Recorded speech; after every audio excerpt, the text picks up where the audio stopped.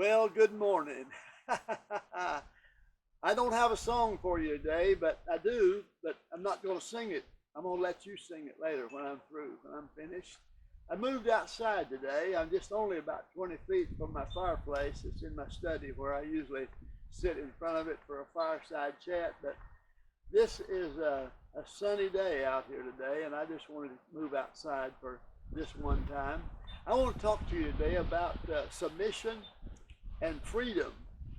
You see, we live in a special time at this time, and I was so inspired this last few hours about a special song that I used to hear a little lady sing, and it inspired me so deeply that I had an inspiration to share this devotion with you today. As we live in this day, this is a day of control, a day of restrictions, a day when our natural flesh rebels and against certain things. You know, nowadays we're changing everything. And when COVID came, it really made some changes, but we're just in a day of control, a day of change. They say it's called moving the goalpost. And everything we do, we're faced with rebellion, and but we must learn submission. The Bible has a lot of good things to say about submission. It says, submit yourself to God, and resist the devil, he'll flee from you. Draw nigh unto God, and he'll draw nigh unto you. It talks about how God resists the proud, but he gives grace to the humble. So I want to talk to all of us today about being submissive and coming out victorious with great freedom on the other side of this deal that we're in now. I think about everything. It's changed so much. And of course, when I think about submission, I think about the fact that so many of the young brides now have stricken that from the ceremony, and the modern preachers have never say about being submitted to one another, but the Bible talks about submit yourself one to another in Ephesians. But that word submission is kind of a lost art. But anyway, how long has it been since you heard this thought when the preacher said, if anybody has a word that these two should not be joined together, speak now or forever hold your peace? When's the last time you heard that one? Well, I grew up with restrictions. I grew up in World War II days when you didn't just go to the store and buy gasoline. The government sent out stamps, and you had to have stamps to buy gas. And the merchant, he took those stamps, they were sticky, and he licked them and put them in a book on a page. And when he ordered gas, he turned those stamps in to buy more gas. So, the farmers had more because they had cars and trucks and they needed more. But the average family just had what the government thought they ought to have. And there was all kinds of. If you didn't live on the farm, you didn't eat butter because you couldn't buy butter. But they made something out of vegetable oil and hardened it like lard and gave us a little flavor to put in it. And we stirred that together.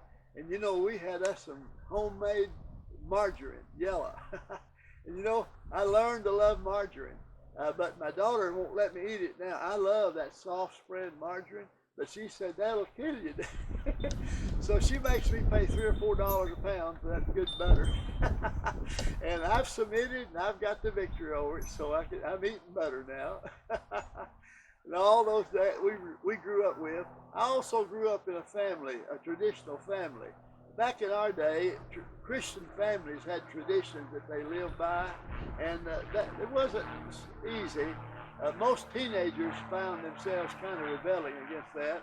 And just for an example, I want to show you that some of the best Christian families I knew had a number of children, and maybe there was a black sheep or someone that was kind of a prodigal child that would rebel against the traditions of the family, and they refused to obey, and their hearts were hardened, and they became angry, and sometimes they were even provoked to wrath as a Christian child. But on the other side, another sibling would be so submissive and so in agreement and honorable to their parents that they would grow up to be one of the most righteous, God-loving person. You couldn't believe they both came out of the same nest. When one was so filled with rebellion and the other was so submissive. Well, I tell you what, there's victory in submission. I want to call your attention to a song that I sing it through the years to myself. I didn't know what the song meant until just recently. But back in 1977, that's been a long time ago, there was a little girl named Gloria Gaynor. Not Gaither, but Gaynor, Gaynor. She wrote a song and put it on, I Will Survive.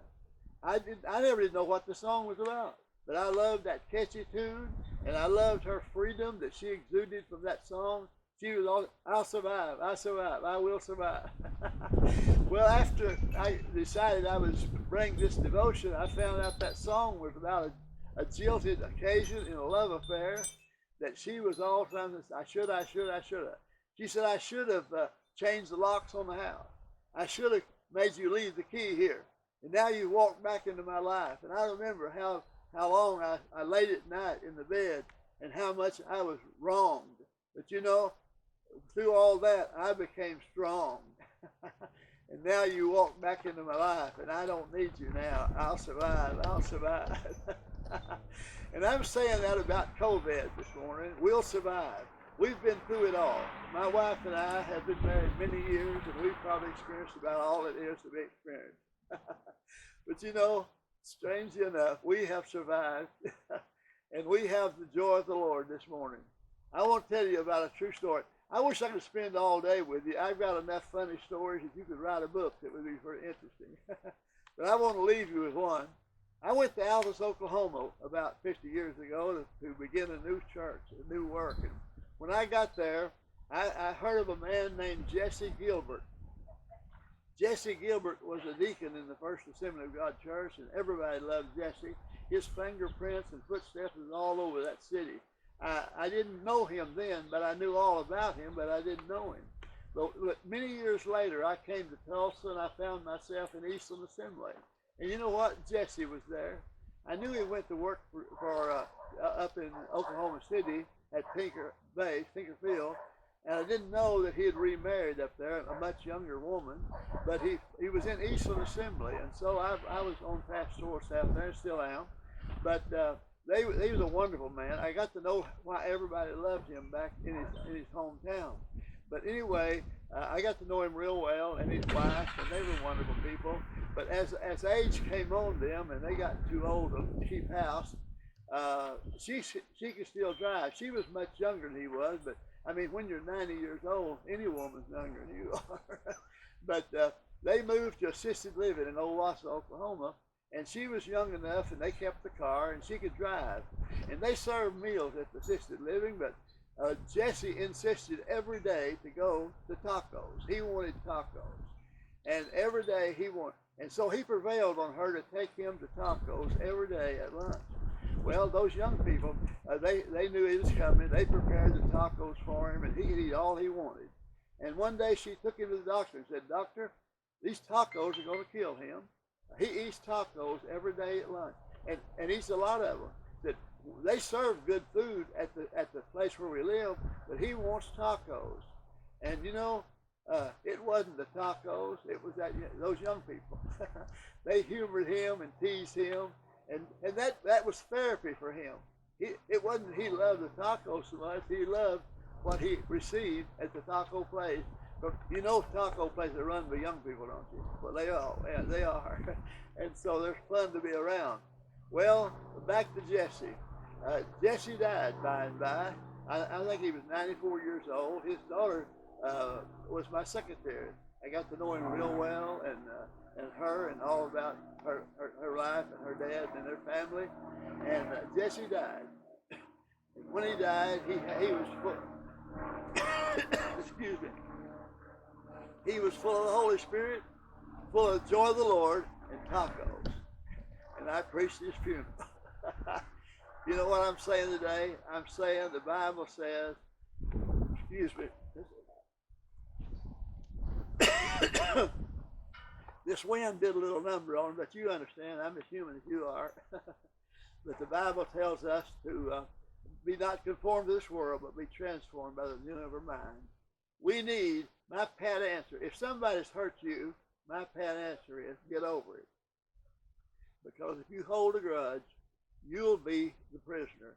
I want to leave that old Arkansas parable with you. It said, never wrestle with a pig in the pig pen because you'll both get nasty and the pig loves it. I promise you there's victory. When you overcome something and submit to it. See, it was just a few days ago. It took me years to submit and form a habit of putting on my seatbelt. In fact, Joyce reminded me that it hadn't been but 2 or 3 years that I threw away my last pair of bell bottoms. My mother's combed my hair like this 80 years ago and parted it, and I've never changed it since. I don't like change, neither do you. Do you? I don't like change, but I'm restricted. I have to go in the right door at Walmart and come out the right one. I have to park where they say park. But you know, there's victory in overcoming, and the Bible said, to him that overcometh. And so I'm an overcomer. I want you to be one. Let's just trust the Lord and live for Jesus. I love you and thank you. Bye-bye.